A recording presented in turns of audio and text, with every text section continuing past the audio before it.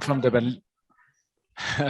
And except the bands Efterklang and Lima, he also started a label Rumraket a couple of years ago. I'm not sure if the label is still running on. He's also organizing a festival by the lake, and yeah, he's like split between the artistic and business practice, and this is the topic of his talk, how to combine the two things, or talk about his experience doing that. And I think he also studied arts management or something like that. No? Yeah, I studied music. I have a bachelor degree in music management. Yes. Okay. So I'll let you talk now. Thank you. Thank you so much, Michael. So how many of you are, put your hands up so I can just, who's attending as guests here today in the seminar? All you guys. Okay, can I just quickly ask, are you all artists? Or are you all managers, business people? What is your profession? We only have one microphone, so I can maybe pass it on. Yes, if I can just quickly hear what their interest is and what they're doing in the music world. Does it work? Yeah. So yeah, I'm artist and sound designer, so I'm in this area. Cool. Yeah, I'm also kind of artist in music, not a manager. Artist, guitarist. Hi, artist and music journalist. Hi, I'm new here. I'm doing production and working with Michal on programming, but I also manage bands as well. So this interests me as well.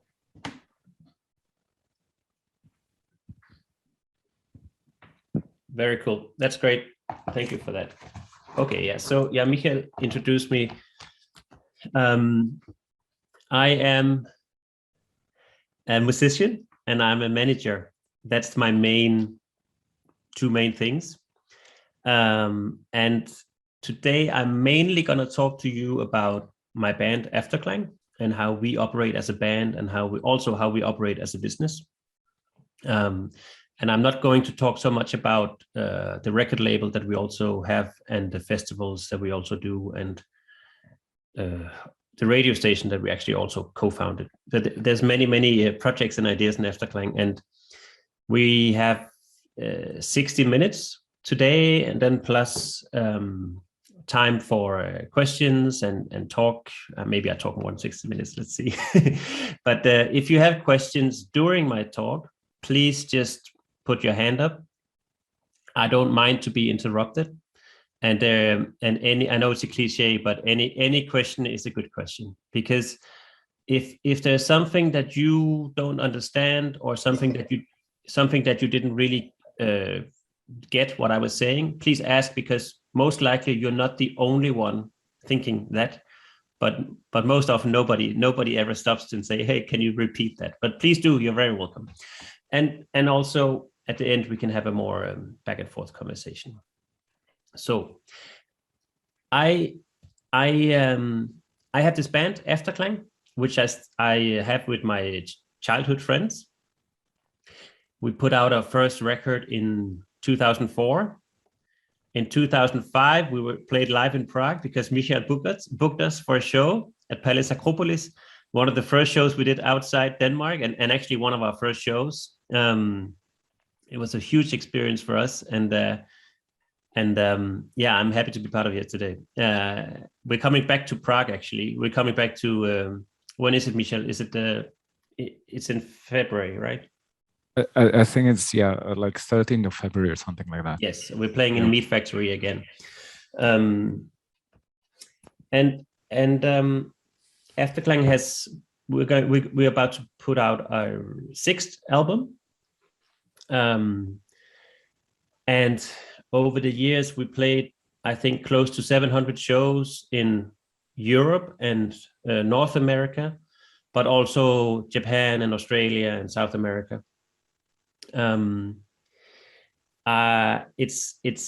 a long career. The many first years I was studying while we had the band, and since let me think, since 2008, 2009, it's been my main profession and job to be in Efterklang. And it's how I make a living, and it's what makes me excited and happy work-wise. So please put your hands up. Do you actually, anybody here who are familiar with Efterklang already? One. Okay, no. Okay, very good. So it's a indie rock experimental use. We put in electronic things, classical things, also some folk music sometimes, but it's mainly experimental indie music or experimental pop music, if you want. Maybe I can show you a quick clip of Efterklang performing live this is in Sydney Opera House in 2012, where we had the premiere of our new album. And you can get the idea of what this is. Usually we don't play with orchestras, but this is a live recording with the Sydney Symphony. But very often we do actually perform with orchestras. Let me see if I can figure this out. Yeah. I'm not going to play the whole song, but maybe just a few minutes.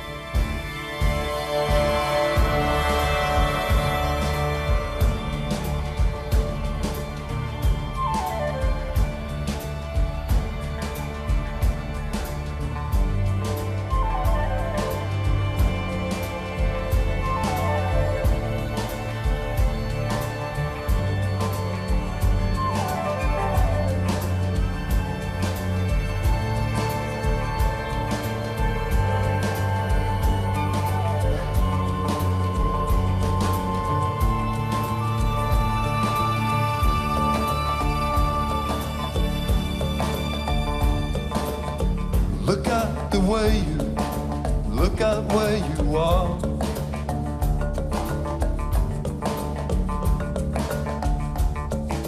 What kind of fish you are, and make it do some harm. Look at the places, look at what's wrong. What makes you feel so dark? What makes you feel so dark? The ghost, the ghost, the ghost, the ghost, the ghost, the ghost, the ghost, the ghost.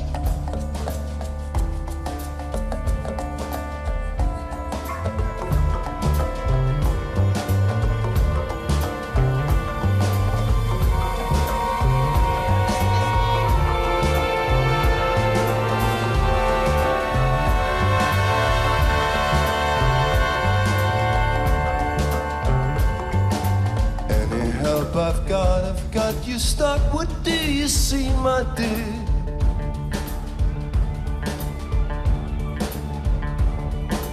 Any help I've got it wrong. You're flicking through your teeth. The ghost, the ghost, the ghost, ghost, the ghost, the ghost that never was a ghost. The ghost, the ghost, the ghost, the ghost, the ghost, the ghost, the ghost, the ghost, the ghost that never was a ghost. The ghost, the ghost, the ghost. The ghost, the ghost that never was a ghost. The ghost, the ghost, the ghost, the ghost, the ghost, the ghost, the ghost, the ghost, the ghost, Taking it up, take me up. the ghost that never was a ghost. The ghost, Taking it up, take me up.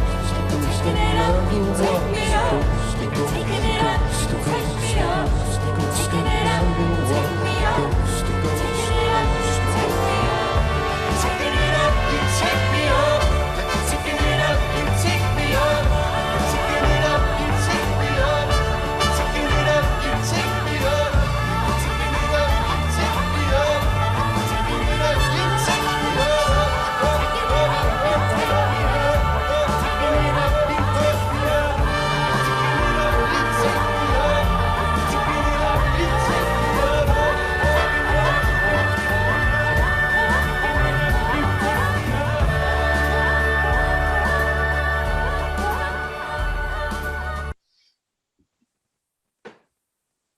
Cool.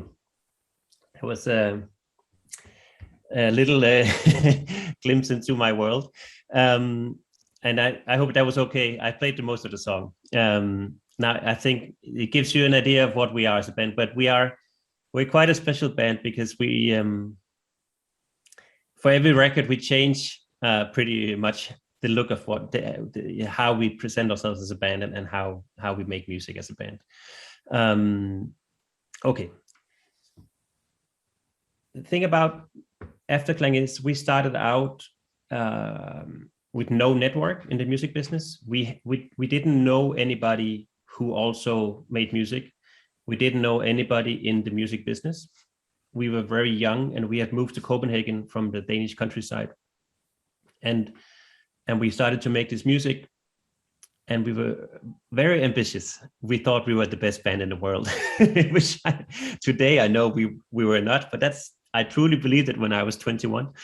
And we made our first demo recordings and we started sending it to venues. We started sending it to festivals here in Denmark and to record labels here in Denmark. And absolutely no one replied positively, and which we couldn't understand. But luckily, it just made us think, okay, well then we're just gonna create our own record label and we're gonna put it out ourselves. And also for shows, let's just rent a venue. So we started renting venues in Copenhagen and just promoting our own shows, inviting friends and putting, flyers around the city. And it went really well. We had some really cool first years. We sold a lot of homemade CDs. We had a lot of people coming to our shows in Copenhagen. When I say a lot, I mean, we played very small venues, but they were full. And it felt cool. And it started this whole sort of DIY ethos of our band, that we can release our own music, we can record our own music, we can do our own concerts, organize them, promote them, and we can do our own management. Quite quickly, I realized that I found it really joyful to organize and to strategize and to communicate. And I took on more and more this role as the manager, and the others maybe took more and more the role as composers. And then I started sending our music to international record labels. We made a long list of labels we found interesting, and we started to send out our music. And again, a lot of no's and a lot of no replies. But one label actually said, "Hey, this is really great, guys. Can we please help you put this out?" And our debut album then came out on this British record label, the Leaf label, in 2004. And it went really well. And we continued based on that interest. We did a tour. Then we made another album. And based on all the interest that had been, we made another tour, building and building slowly, organizing everything ourselves, but together with the record label and together with local concert bookers. In 2010, we got signed by 4AD, a huge British record label, and had some really good years there. We did 3 records for them. And just recently, we signed with this German label, City Slang. And we're still very active. The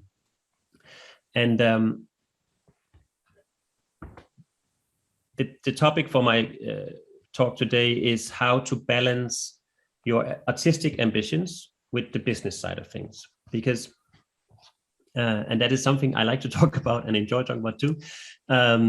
So I'll quickly do that, and I have a few things I want to go through with you guys. And the first thing that I would like to pass on is sort of an inspiration of how Efterklang works, sort of our working method, if you could say so. And it has 3 steps. And the first very step is creation. And it's not just creating something, it's the joy of creating together, and it's the fascination and the inspiration of creating music together. That's always where it starts for us as friends and as a band. how would it sound if we made a song like this, or what would happen if this person came into the studio with us, or how about we do this and this, ideas and trying it and playing, and this creative work that is the very first step, and it's a step that we try and have a very strict focus on, because this is how it started for us as a band. If you go back 20 years, the first maybe 5 or 8 years, we were not making a living of Efterklang. Everything in Efterklang was fun, and it was to this, what happens if we do this, or can we try this? And the idea of making a living from music wasn't really there, because, to be honest, I thought it was impossible. But then later in our career, when we actually started to make money and suddenly, wow, this is actually now our jobs, then this creation part also changes a bit, because it's really cool to make a living playing music, and it's difficult not to get that into your head when you are creating. It's sort of because you want to be able to continue to be able to create here. So that's why it's important for us to have a focus on the pure essence of creating, without thinking about career, without thinking about money, without thinking about what is this we're creating. When we start making a song, no one is going to ask in the band, who is this song for? Who's going to enjoy the song? Or is this song good enough to be an Efterklang song? Or is this song something that is relevant and some people would write about or put on a Spotify playlist? All those questions are they're not good. So it's for us really about focusing on the inspiration and the chemistry we have together as creative people, and creating something together. Then the next step in our process is, when we have created something that all three of us are like, hey, this is really something cool and it's special, then we start thinking about, okay, how should we communicate this?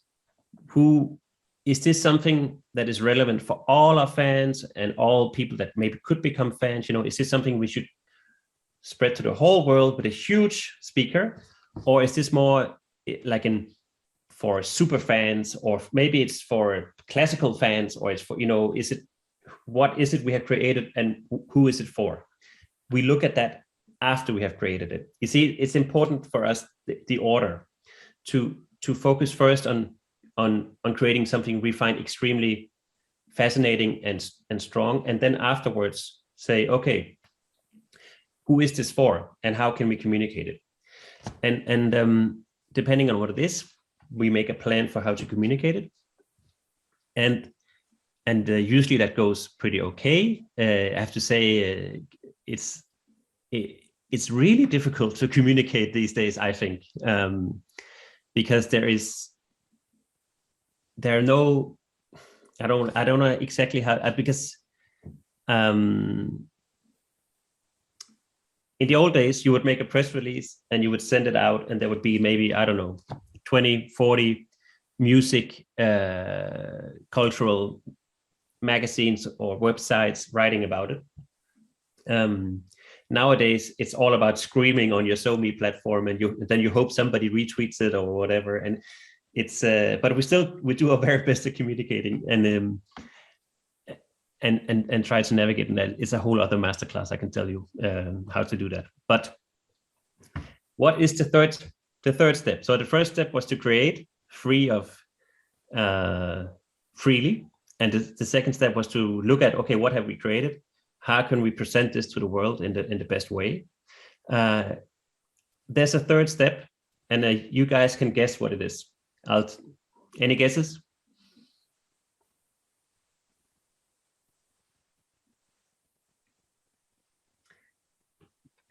So, yeah. Live presentation? Yeah, you could sort of say so, but The third step is to make a lot of money. And usually we don't make a lot of money, but that's usually it's always the plan at the beginning. So you see, I want to be able to continue to create. I want to be able to continue to make records and write songs. And for that to happen, I need to make money on my art. So that's the third step. Creating, presenting it, communicating it. And then number 3, figuring out, okay, how can we make money from this? Is it something we can sell? Is it something we can apply grants for? Is it whatever?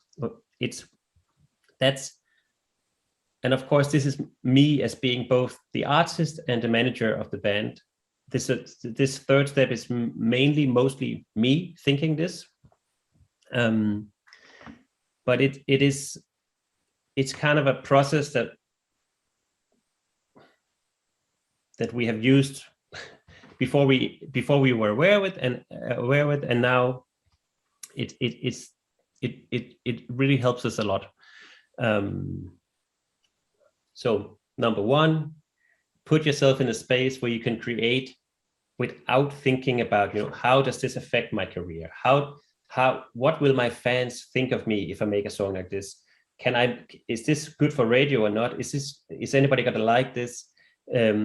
All those thoughts, for some people they can be good, but for my band, it's best to not think about those things. The thing that is good for us is to think about what excites us. What do we want to create together? What inspires the 3 of us? To find that joy and that spark together. And then once we have that, then we have a product that we personally really believe in and that we personally feel really good about. And that also makes it a lot easier for us to communicate it, because we're not insecure about our product, if you could say so. Whenever we have finished something and we want to present it to the world, it's because all 3 of us believe in it and we feel good about it. And coming from that platform, it's much easier to figure out how to present it to the world, how to write a press release, how to package it, how to tell the story of it. It never, to me, it never becomes tacky that I have to sell my music or I have to communicate my project. It always just feels like a natural next step, because I'm actually super proud of what I have been part of creating. And then the third step is, of course, super difficult, especially in the beginning. And it goes up and down. I'm talking about making money, but it is, however, a super important thing for us, and it's also the reason that I'm still in this band after 20 years, that I'm still making a living and that we're still active, is because we actually think about, if we go on tour, how can we do it in a way that we come home with money? If we make a record, how can we do it in a way where we actually make money on the record? And we look at all our projects like that. Yeah, so that's sort of the 3 steps of Efterklang. Tell me, are you guys, how many here is making a living being an artist?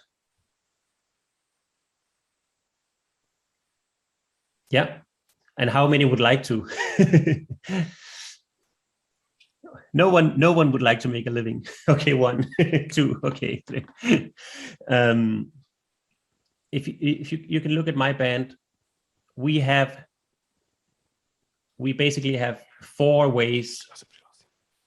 Is that a question? Yeah.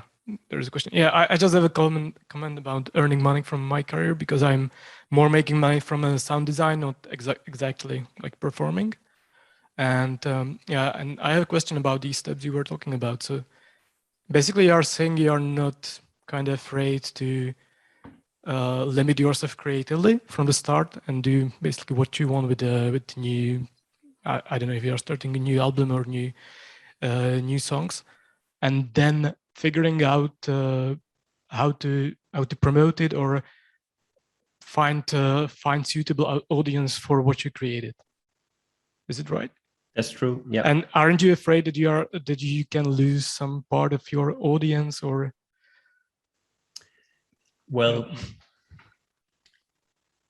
it's not easy to separate those things. It's something you have to train yourself to do, because of course you think about the audience, you think about the press, you think about maybe money or business all the time when you do something new, and you start dreaming. Oh, I think this could be really huge. And so it's not like it's forbidden for us to think those thoughts, but it's really healthy for us as artists to focus on what excites us as composers and musicians. Because to me, when for example we make a new album, it's my criteria for success is that I'm really happy artistically with the product or with the album. Because if I manage to get to that point, then it doesn't matter if it get bad reviews or good reviews, if it sells 1,000 records or if it sells 20,000 records, because I feel good about the art that I have created. And of course I will maybe get disappointed or I will get super happy about something that happens afterwards. But for me, it's so healthy and important to focus on creating something I believe in, and then figuring out how can I make this into a business? Because otherwise I think it's very easy to get confused and it's very easy to get disappointed, and it's very easy to lose the meaning of why you are an artist if those career criteria gets too much in the way of your creative thinking. That's how it is for my band and for me. It's not for everyone. People are all different, but this is my masterclass, so I can tell it. Does that answer your question? Or yeah, so basically the message is that to stay creatively or artistically authentic to yourself, and then figure out how to promote this authenticity, let's say. Yes, that's how we do it, especially when we do albums. Sometimes we have other projects. For example, you do sound design. I mean, you have to approach that a little bit different. Of course. But when we make albums, this is exactly how we do it. We only focus on what we want to create and what excites us to create. We don't focus on that it needs to sell as many records or it needs to have this and this many singles. Maybe we should actually, I don't know. but this works for us. And I don't know how, I'm not sure about all the other topics at this seminar, but I mean, mental health is something I've become more and more aware of in this business. And it's something I see very clear that it's not easy being an artist. There's a lot of pressure you put on yourself, and it's very easy to disappoint yourself and feel disappointed. And it's very easy to lose the meaning of why you're part of this. It comes with a struggle. And for me, the best solution is always to stay focused on what excites me to create. And then, of course, because this is the topic of this masterclass, then afterwards figuring out, okay, now we have something I feel really good about. Now let's look at how can we communicate? How can we market? How can we make money? So it's not that I don't want to do all that. It's just about separating the two things. And I'm going to give you some examples later on about some projects where you can see actually where we also, the creative thinking, where we actually also incorporate that in the way we present our projects. But I'll come back to that. Now I want to ask you, how does Efterklang make money? I'll tell you, we have four income streams. And let's see if you guys can figure out what they are. Any ideas of how we make money? Live gigs. Live gigs. So yeah, play live performance. True. That's one of them. Now you have 3 more. Royalties. Which kind?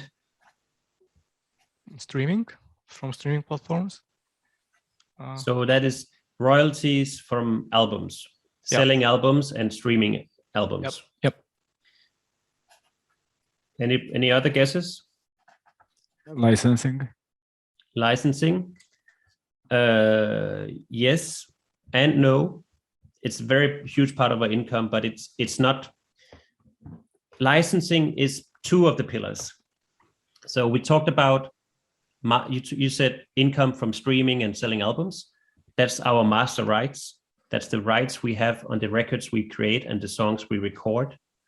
Then we also have composer rights, the publishing rights.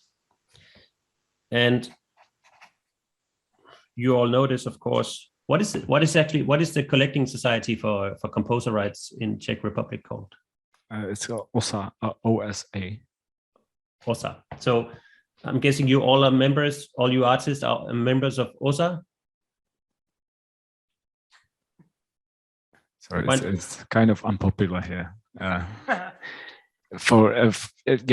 We had a discussion yesterday about this during this event on another panel, but it's like I think the artists do not really understand how that works, and they somehow, I mean, like the organization doesn't have a good name in Czech Republic, and they do not want to be part of that, even though it's their money and they're entitled to that. So this means if you play a concert or if your song is played on the radio, you don't get money as a composer, or do you have another way of getting it? Well, basically, I think these artists are not, and many artists are not, and you know, like we as a venue have to pay that anyway to that collecting organization, but the artists do not get the money, and it gets redistributed just to the members. Oh man, you gotta sign up. You have to change it from the inside. Then you're losing a lot of money. I mean, it's it's one of the biggest income for my band. Our song is played on a radio station anywhere in the world. We get money as composers. If we play a live concert, 5% of the ticket sales is usually paid to the composers. And this money goes into the societies, collecting societies, and it ends up, it comes back to us. So I absolutely encourage all of you to become a member of a collecting rights society as composers. And if you don't like OSA, it's actually, you can join another one. You don't have to join the one of your country. You can choose another one. I think you can even join the Danish one. It's a very good one. It's called KODA, KODA. I'm not totally sure, but I think because we're in the EU, you can join any collecting society of EU if OSA is bad. But there's a lot of good things about being a member of your local country. So yeah, if our music is often used, for example, Danish television and also British television, they make a documentary on BBC or, you know, and then one of our songs is running in the background. And we get money in from that and from airplay and from playing shows all over the world. And it's a huge income stream for us. So that's our publishing rights. So now we have live performance. We have our master rights, which is the albums we create, the recordings we create, selling them, you know, streaming them, selling them on vinyl. And then we have our publishing rights, which is our composer rights, the rights we have as composers. And if just quickly go back, you said licensing, Michael. So licensing, let's say that Volkswagen, or let's say Skoda, yeah? Skoda, is it still Czech actually? Or is it now? Yeah, it's owned by the Volkswagen, but it's still made here in Czech Republic. Great. I had a Skoda for many years. I loved it. So they want to make a commercial for the new Octavia or whatever it's called, and they make a nice TV commercial. Then they need some music, and they ask Efterklang, can we please use your song? We're gonna make this TV commercial in all of Europe, cinemas, TVs, whatever. Then they have to pay for the master right, and they have to pay for the publishing right. And it's always 50-50. So if they have 100,000 euros in the budget for this, 50,000 euros will be paid to for the master rights. Usually that's owned by a record label, so they get that money, and then they give the share on to the artists that they have according to the contract. And the other 50,000 euros, the other half is paid for the composing rights, the publishing rights, and that is paid to the band, to the composer directly, or if they're part of a publishing company, it will be paid to the publishing company. So licensing is 2 income streams. Now, there's one income stream missing. What is the 4th one? Merchandise. It's a good one, but I put that one in.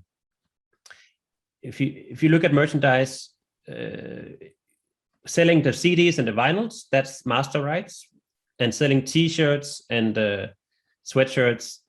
If I sold a lot, maybe it could be considered the 5th stream, but for me, I just put it in live performance. That's part of live performance for me. But we do make money on that, but there's something we make a lot more money on than selling T-shirts.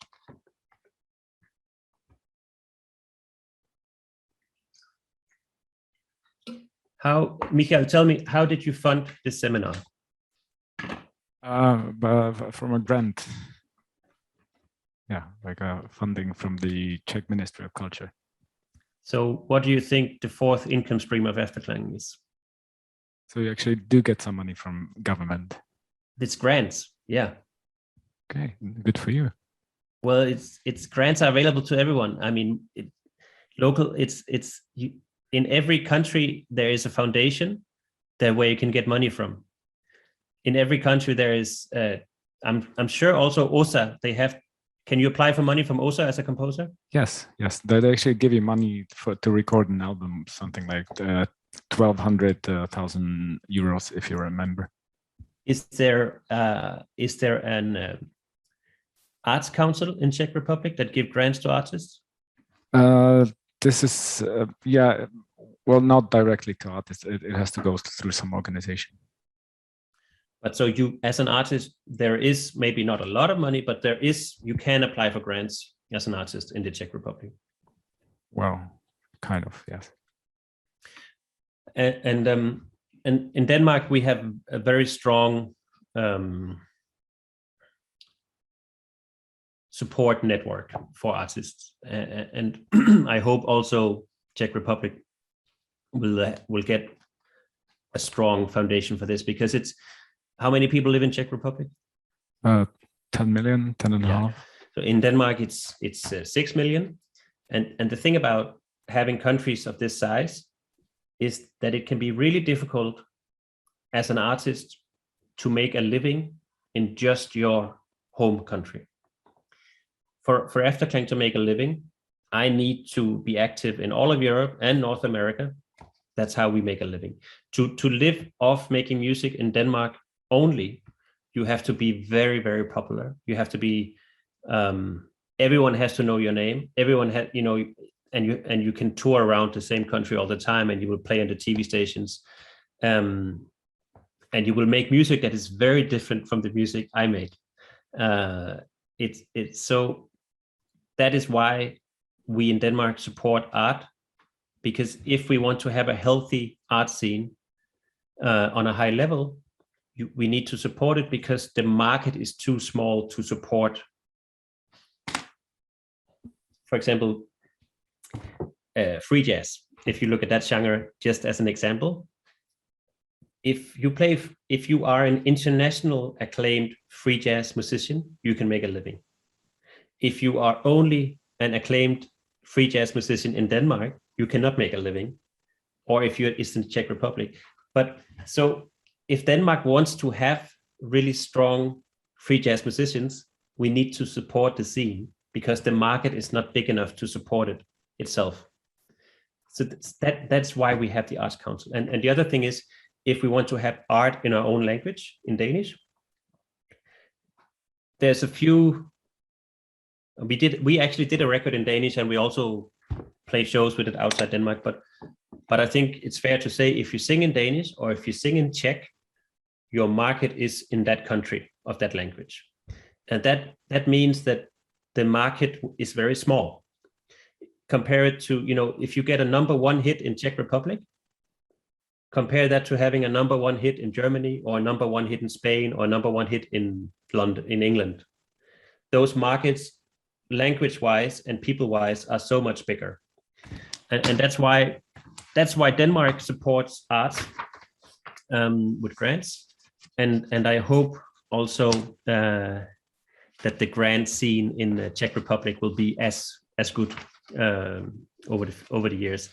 There's a question.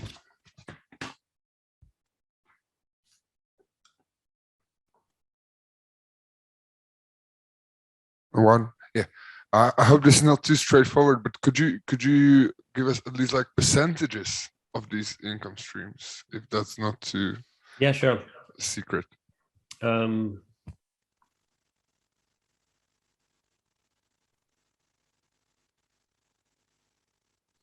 It's very even, actually.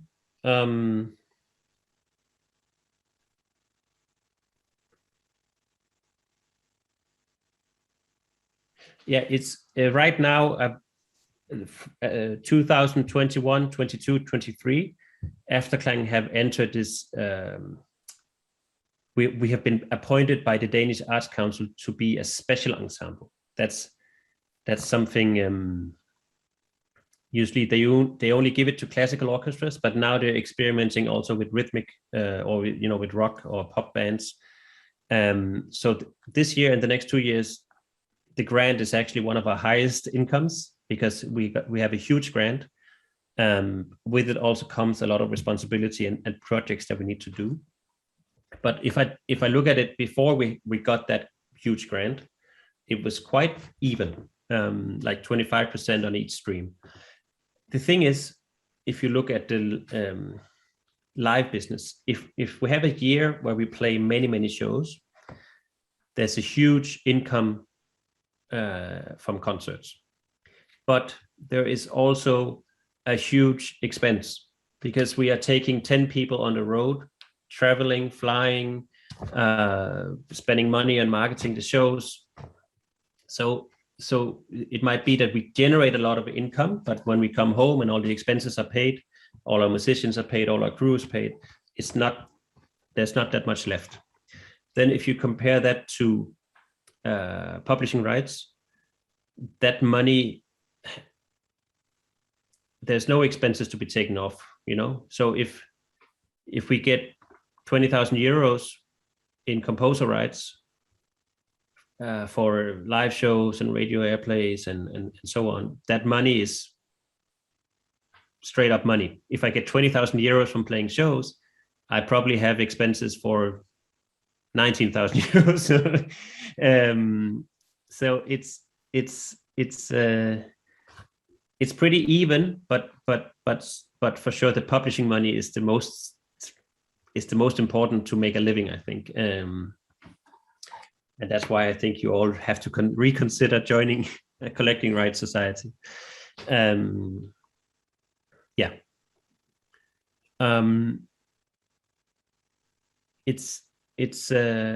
mean, how do you play concerts as artists, or is it not relevant? It's not relevant for you, the sound designer, I can see. Anybody else?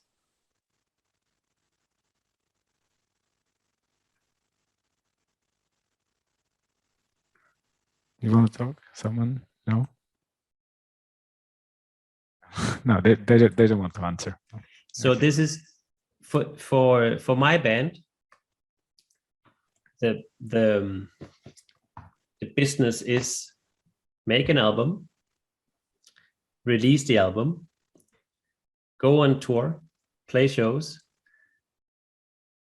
and then make money off selling the album, make money from the live concerts, make money from the publishing rights, composer rights, and also have income from grants. And that can be, for example, our previous record, we had a lot of Baroque instruments.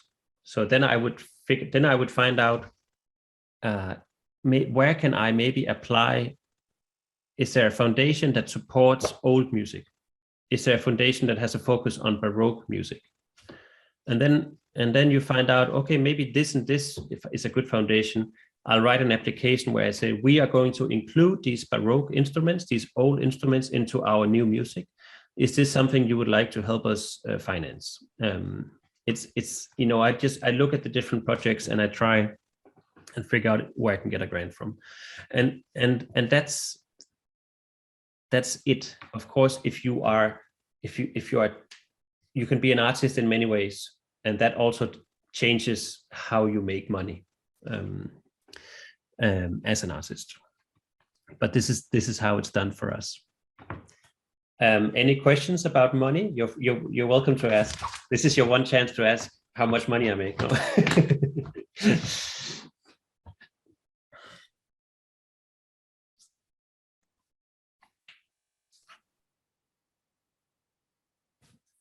If you want, you can give us the figures, but the percentage is fine. So I don't make a lot of money, but what I do is actually, and that goes for all three members of our band, I get a fixed salary each month from being in Efterklang. And the way that's done is, when many years ago, when we were touring a lot, we were playing a lot, and we had some years with a lot of income, also because of some bigger licensing deals. And now, because of this new grant with the Danish Arts Council, again, we have some years with quite a decent income. And when we have these years where we make good money, we put them in the company. We don't pay them out. It's not like, ooh, I got 100,000 euros because I'm great. No, if we put the money in the company, and then each month I get a small salary for being in the band. And the salary is set. We have just looked at what's the minimum money we need to pay rent, to pay taxes, to pay for food, and to exist and have the life that we would like to have. And that so then this means that I get this fee every month, the salary every month. And some years we don't make so much money in the band, and then we drain our savings. Not completely, but I mean, we just take from the savings. Other years, maybe we have a lot of big shows, maybe we have a big licensing deal, then we make more money than we take out, and we put that money, then as the saving goes up again. And this is how we've been doing for 10 years now. And it gives me this, what do you say? As an artist, it gives me a very, I know that I will have money. I don't have to fear that suddenly the money runs out. Of course, the money can run out, of course, but there's quite a good horizon. We have savings, so we can continue being a band for quite a long time, and that puts me in a super nice position. On the other hand, 10 years ago when we made a lot of money, I could also have taken it all out. I could have bought an expensive car or maybe a nice house. But instead we've done this where we sort of have financial stability. We're not rich, but in my head, we are actually very rich because I can continue to be an artist. I can continue to be in a band. I can continue to do the things that I love doing.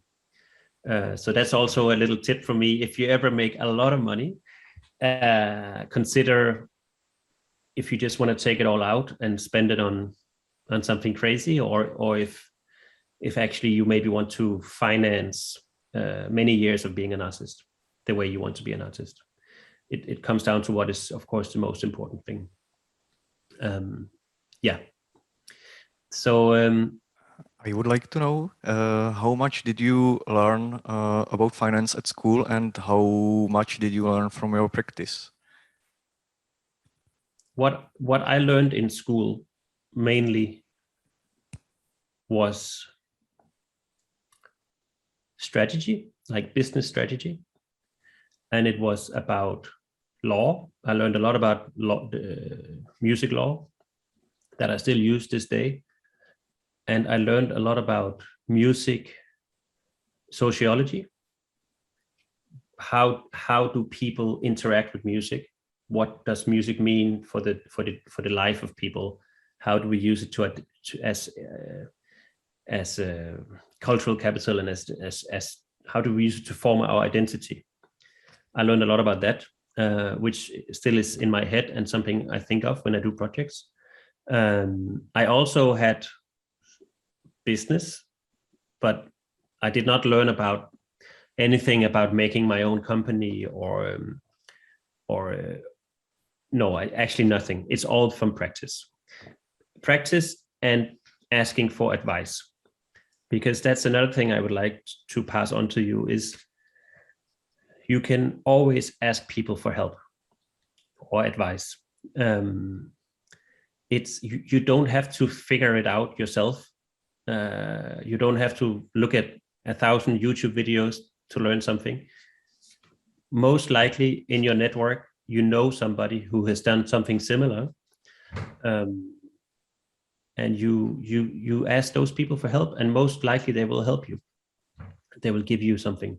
And I asked also with my company, we have asked for help from other people in the business, and I've asked for help from people that know about businesses. So a lot of those things, when you start your own company or you start your own business, there's going to be 1,000 things that you don't know how to do properly, but that should not hold you back from starting your own business or from, starting a project.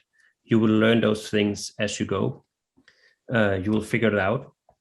No one has ever started anything, and from the beginning, they knew everything they needed to know. It's something that you learn on the way. And it's yeah. So I think education is great. And in a way, you have to keep educating yourself as you go. You get out of school, you have not stopped learning. So you have to constantly, figure things out, ask for information, ask for help. That's my best answer to that question, I think. Let me just look at my notes. Yeah. So I just quickly want to do, if I can present some projects to you, because over the years as a band, there's been another sort of interest that has grown with us. You could say that one of our huge interests is to create music together and have this environment or this space where it's just the three of us and we are creating music like we were almost like teenagers again, playing music for the first time. That is still a very, very important thing for us. But over the years, another thing has grown in our band, and that is the whole idea of music as a community, and the idea of how we can communicate and how we can have a community with the people that enjoy our music. And it's something I take more and more joy in.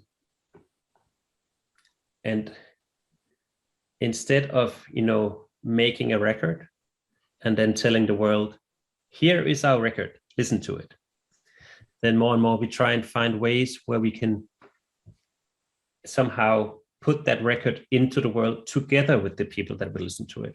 And the same thing goes for our live shows. I'll give you an example. So the most recent tour we did with Efterklang, we had something, well, we didn't actually have a proper name for it, but in each city, we had a local choir.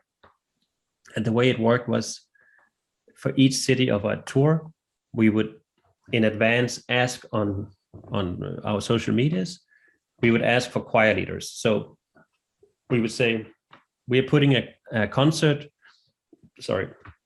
we're putting a choir together for our concert in, let's say, Vienna. We are looking for a choir leader in Vienna who will be responsible for a local choir. Then I would get somebody would write me and say, hey, I actually have a choir myself, or I used to have a choir, whatever. I can easily be the choir leader for this. I'm going to the show anyway.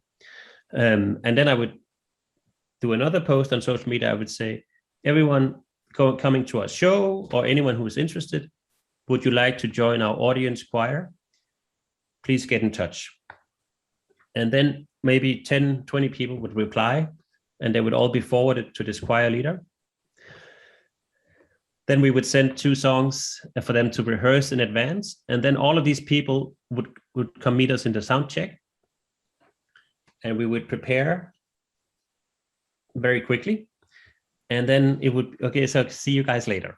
And then during the show, in the middle of the show, suddenly you have 20 people rising from the seats or just walking from the standing crowd up on stage. And you have members of the choir actually performing with the band. So you have a lot of people in the crowd who are like, what? That person was just standing next to me, and now this person is up on stage singing with the band, and it's rehearsed and it sounds great. And it's this idea of not coming to Vienna and just presenting what we do, but coming to Vienna and also collaborate and communicate and do something together with the people that we're playing a show for. And it was such a great success, this whole idea, because usually the concerts would be like super nice. People would, there's a good atmosphere. And then halfway during the show, this would happen, the concert audience. And afterwards, the whole vibe was crazy. People just say, woohoo, best show. And that feeling would continue for the rest of the concert. And what happens is, that people they suddenly can mirror themselves in the audience choir. That could have been me, or this is me. And the whole idea of performer and audience and this fourth wall is dissolved, and it creates an actual meeting that is much more, it's worth so much more than singing in perfect tune. It doesn't even matter if the choir isn't that good, because that's not the important thing. The important thing is the gesture, and the important thing is to make music together.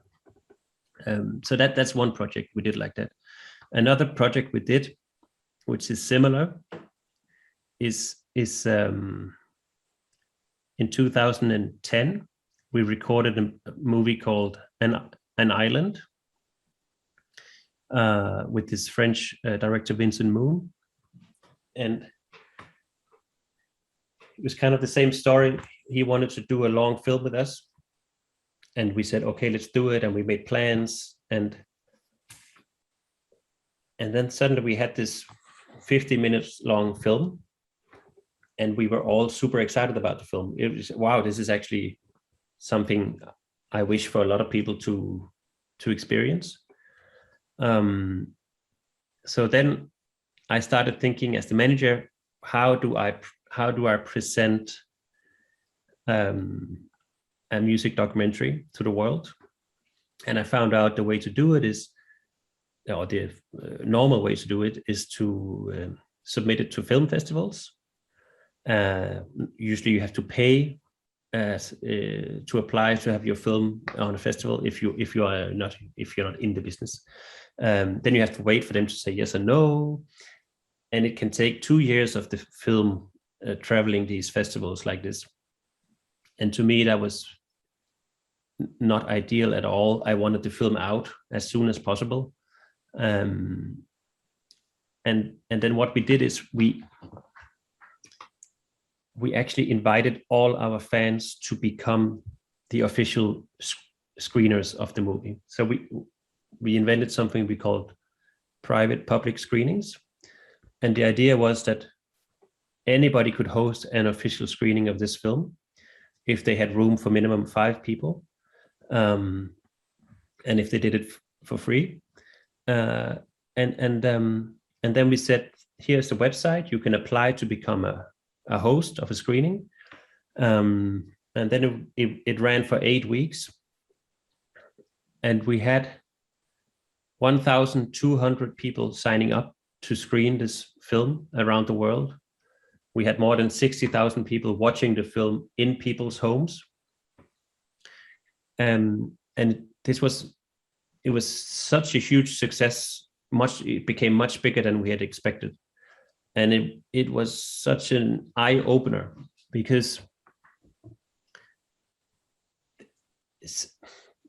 if you give something to people, and also if you give them the trust that they can do something with your art or your music, it's empowering. It's empowering for them. It's empowering for us.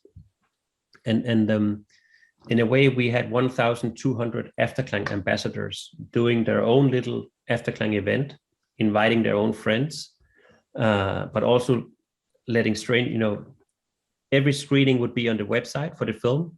So if you lived in Prague, if you lived in Prague, you go in on the website for the film. Is there a screening in Prague? And oh yes, there's one there. Michel is hosting a screening. Then you could click attend, and you could write, can I also come to the screening? And if it was full, then it was very easy to just host your own screening. And that way people gathered in so many events that we had no part of. We just helped facilitate it. And this is what I talked about earlier about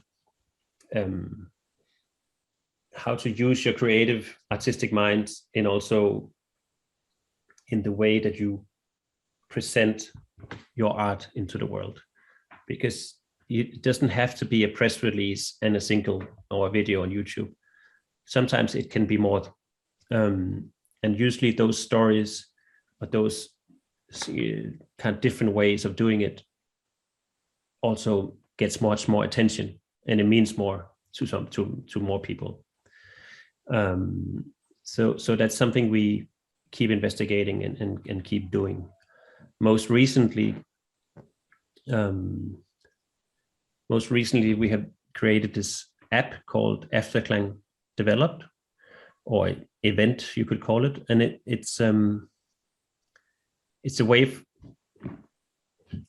We did it back in May, where all our fans were invited to listen to a new song before anybody else, and then in this app that we had designed, they could actually take photos of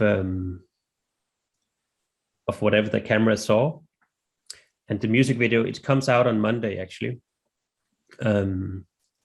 It's a collection of photos from 49 different countries, submitted by more than 800 people. And it's a way for them to be creative. It's a way for them to be part of our process. It's, instead of we spend a lot of money trying to create a super flashy, great looking video, instead we say, please help us create this video with the fans who are actually going to enjoy the video. And it feels so good to do it like this. Actually, you know what? I can play a little bit of the video for you. Hang on.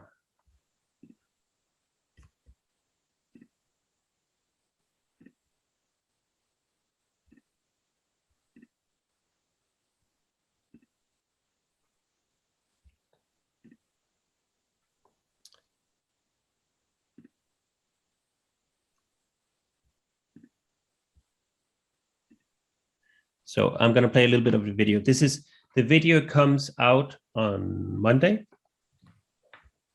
Oops. Comes out on Monday. And in May we had 5 days where you could go on this Efterklang developed app. When you went in on the app, the song would play and you could take photos. And we had 800 people around the world listening to this song, taking photos, sending them in. And then this video has been created that I'm going to show you now.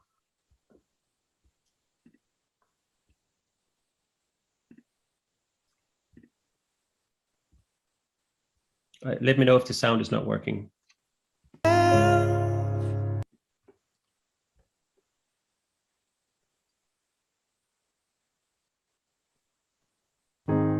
Hold yourself to yourself.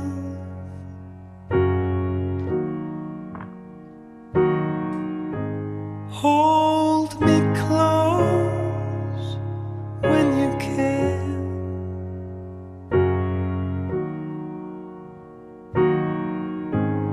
And it floats and it builds, and you can't go on.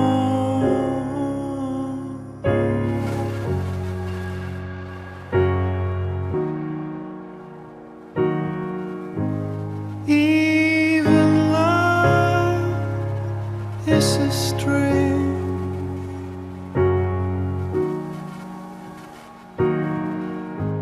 Let us rush to the spring.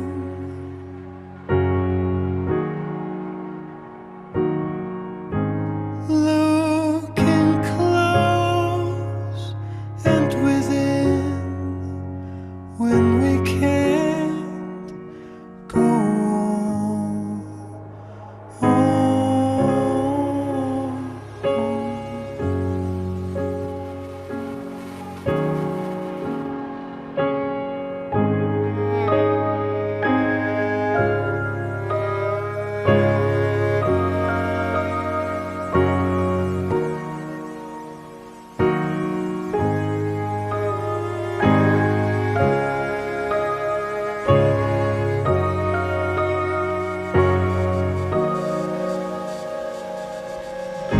Standing still in a stream,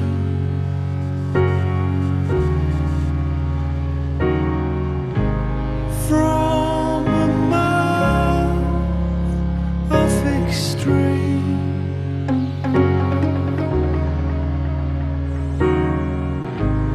Even now, when you enter grace, hold yourself to yourself.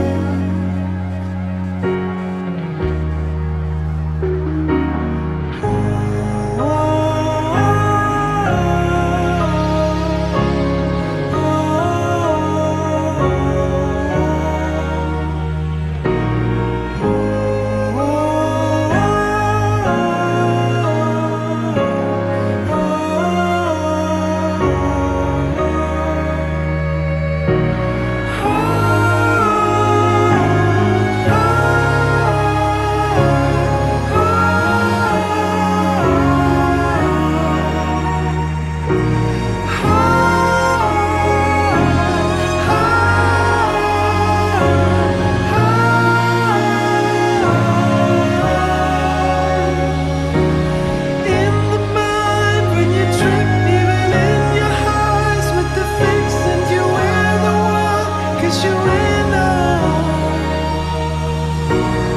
In your mind when you trip, even in your highs with the fix, and you wear the one, when you win all.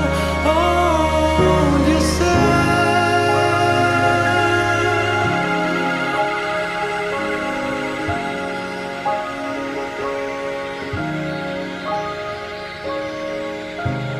Hold yourself to yourself.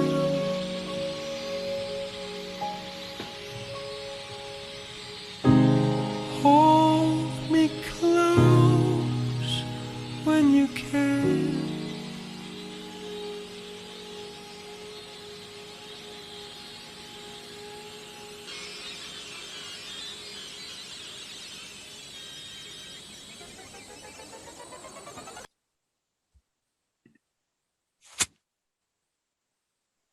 yeah. So a world premiere for you guys. So this is, it's a very nice example of a new working method for us, which basically is about collaborating with the listener, collaborating with the audience, and because there's a lot of value in that transaction and in that community, that makes everything much more meaningful. So it's basically, instead of playing and performing music to somebody, it's for us now a lot about performing with somebody, and that also being the audience of it in a show, for example. I think that's about it for my masterclass, but there is still time if you guys have something you want to talk about or questions to anything I've said. I wanted to ask about licensing, as you talked about it. Yes. There are quite a lot of online platforms that license your music for commercials or YouTube videos or something like that. Do you think this is a viable option for artists? I mean, it can be, yes, but you have to be careful. You have to be careful with the deal you go into. You know, sometimes if a service is free or if a service is anyone can apply and be a part of it, usually it could mean that they don't actually work with your music. They just make it available. Or it could be that they take a very high cut, too high, you know. So I think for sure it's worth trying out. If you go into a project or into a deal that you are unsure about, sometimes, in my opinion, it can, if it feels interesting, maybe you're not sure about it, then in my opinion, it can be good to try it out. You know, instead of saying, I'm unsure about it, I'm not going to be part of it. Then you could also say, I'm unsure about it, I'm going to try it out. And if you do that, then you can be aware of how you can get out of the project again. So, for example, if you sign up for one of those services, you have to find out, if you don't want to be part of the service anymore, how quickly can you get out of it again? That would be my advice.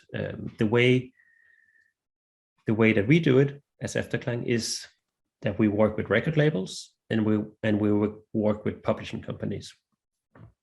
The record label is in charge of the recording, and they, you know, they pitch the music, or somebody asks them for music. Do you have any music for this kind of project? And they say, well, you can try this and this and this. And at the same time, at a publishing house, there's a whole office that works with this. You know, how can we, all the music that we represent, how can we get it used in TV series, in films, in commercials? So that's how we do it. But there is also, there's many different options of how to do it. It's difficult to do yourself. I can say that. It might be that, of course, somebody will ask you, can we use your song for this?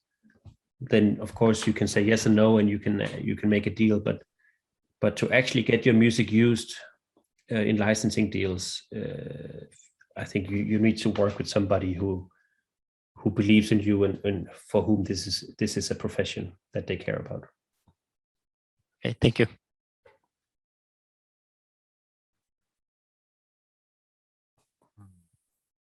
Any other questions? Yeah. And do you work with one label or with multiple labels and publishing companies?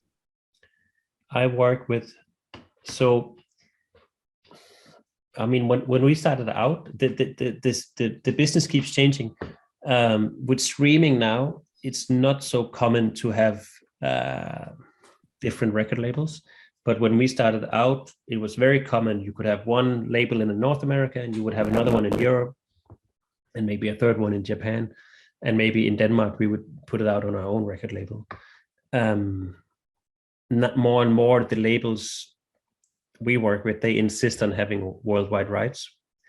So then we only have one. Until recently, we also had our own record label where we would put it out in Denmark on our own record label.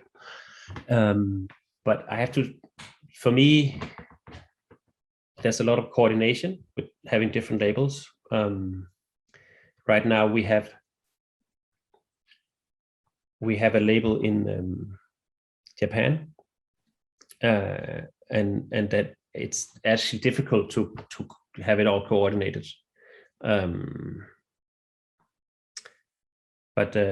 Yeah, so I more and more think it's nice to have one label, but then of course that label needs to be represented worldwide. It's not good if you sign with a record label and the network of that label is only good in Germany and you give them the worldwide rights. I mean, that's not an ideal situation. You have to look at the different options.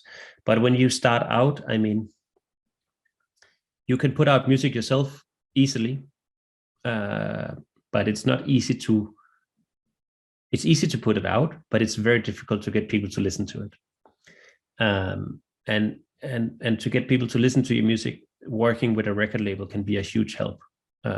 Just to have more partners and more ideas, and so I definitely recommend, if possible, to work with a record label, for example. But if it doesn't work out, you can also do it yourself, and of course many artists do. So we've done so ourselves also. I think when you start out, you just sort of have to. That's my opinion. If there's an opportunity, if somebody says it's really cool what you do, should we do something together? Then my advice is you should definitely try that out. Don't be afraid, to say, "Ooh, I don't know. Is this maybe it's not the perfect combination? I'm not sure." I think it's better to try it out and say, "Okay, I mean, I don't have all these other offers anyway right now. Let's try this out and see how it works." But then, just what you can do to sort of protect yourself is, as I advised earlier, to always know, how can I get out of this again? If this is really fucked, how can I get out? Or if it's a record deal contract, for how many years do they have the rights for my music? Those things are important to be aware of when you take a chance of entering into a collaboration.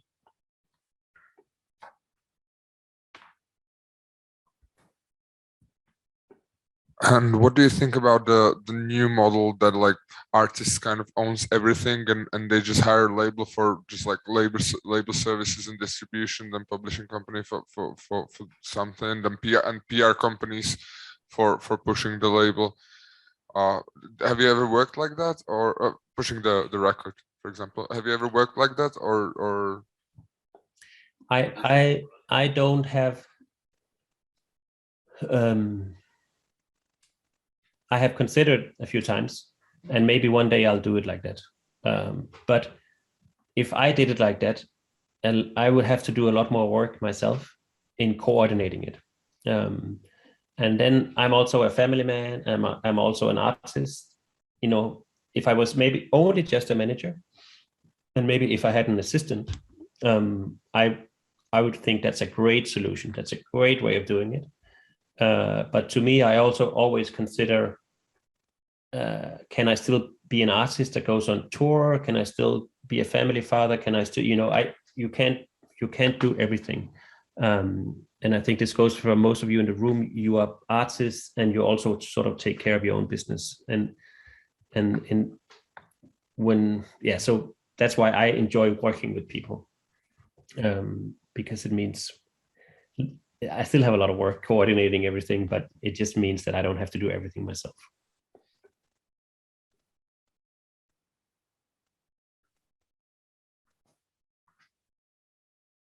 Maybe if I may have another question, I Yes, wanted please. to ask you about TikTok as a platform. Do you use it personally or after? to... I tried to, but I think I'm too old. Yeah.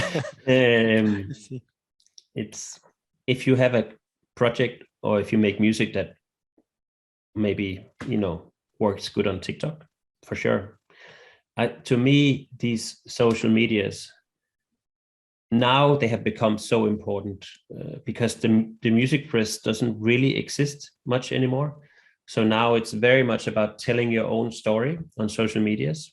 So now I really think you have to be on there. Before, to me, it was much more like a fun thing, like, we can communicate with people through this platform. Let's do it. It's fun. And to, in a way, that's still my compass.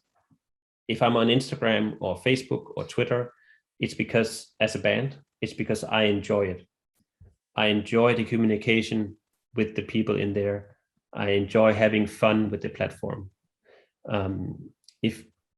Because otherwise it's just too boring, I went on TikTok, and had it been fun for me, had I been like, wow, this platform is great, I would be on TikTok. But I went on TikTok and I did not have fun. I didn't like it. So I just decided I'm not going to be on there, because it's to me, it's very important that the music I create, but also the way we communicate, that it comes from a genuine, authentic place. So that's I sort of apply the same thinking to social media. And I also think it's the best strategy of social media is to have fun with the platform and to have fun with the communication you can do on those different platforms. Maybe a bit of a personal question, but the whole strategy that you were talking about, and like the streams of income, and like how you create and those 3 steps and so on. Was that more of a process, or did you kind of have a strategy since the get-go, or not maybe not the same one, but some?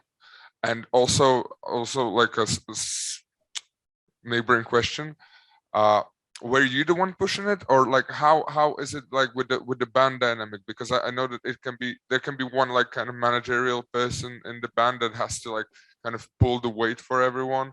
And did you was it hard to get everybody to get on this strategy? Also maybe with like saving up the money that you were talking about, was this kind of like a mutual group decision, or are you kind of the one that's like, we're gonna do this? You know what I'm trying to ask? I understand. I mean, being in a band is thankfully I'm in a really well-functioning band. But being in a band can be very difficult because people put their lives into the band, and many people do the mistake, in my opinion, is that the band becomes who they are as a person. So, which means they put it equal, the identity of the band is equal the identity of me as a person. And that is very dangerous because it's not true. The band is a combination of many different inputs, and the band is its own thing. So, for example, if the next Efterklang record gets really bad reviews, it's not about me. That's about Efterklang. Or if I feel a song needs to be a very specific way, then I'll fight for it. But if the other members are like, but we should more this and this and this, then I accept. Okay, cool. Then it's like that, because Efterklang is not me. Efterklang is the group of people. I lost the thread a little bit, but yeah. How did it translate to the strategy, or like? Yeah. So the strategy I presented to you is a natural thing. It's not something we talk about. It's something I have looked on. I look at our band and I realize we do it like this. And sometimes we talk about it, when we create, we talk about, let's just focus on creating. Let's not think about all the other things. But it's something we have just, applied over the years, and it's now a natural form for us to work together. It's not, I did not sit down and write it, you know, and present it to the others like, this is our strategy. It's much more of an organic form. And I remember I once read something about a band, and it's being in a band, and it's, you know, if 4 friends go together and say they want to start a business, they want to sell coffee grinder machines, you know, so we're going to have the best coffee grinders, and we're going to create a company. We're going to be the best at selling these coffee grinders. Then those people, you know, would they answer their emails about the business? Yes. Would they show up at the meeting time? Yes. Would they be drunk at work? Probably not. But if 4 friends go together and make a band, then it's okay to just be, you know, total slacker and drink on the work and emails. I don't have to reply to emails. I'm a musician. And and that is in some bands how it is. That can be very difficult to navigate in. This idea that who you are. I mean, I think it's take it as an advice or an observation, but I really think it's beneficial if you can sort of split. You know, when am I an artist, and when am I somebody who owns a business or somebody who's trying to make a living? You can't be a boheme artist in all levels of your life and all levels of your career. It's then you need help from somebody, and then you need to trust those people that they do a good thing for you. So it's I think, to me, I enjoy finding this balance of having very high artistic ambitions, and at the same time also be able to be logical and reasonable and figure out a good way of doing these things. That balance makes to me good sense. Because as a person, for example, I also hate spending too much money, you know, so I would never feel comfortable in a project where we, you know, let's hire 30 laser guns for our new concert tour. I mean, I wouldn't be comfortable because the expense would be crazy. And you know, but some other people are like, yes, laser, I love laser, let's go. So to me, it's this balance of being very ambitious and having great ideas, but also at the same time being realistic and figuring out how can I make this work with the economy I have and the audience that I have.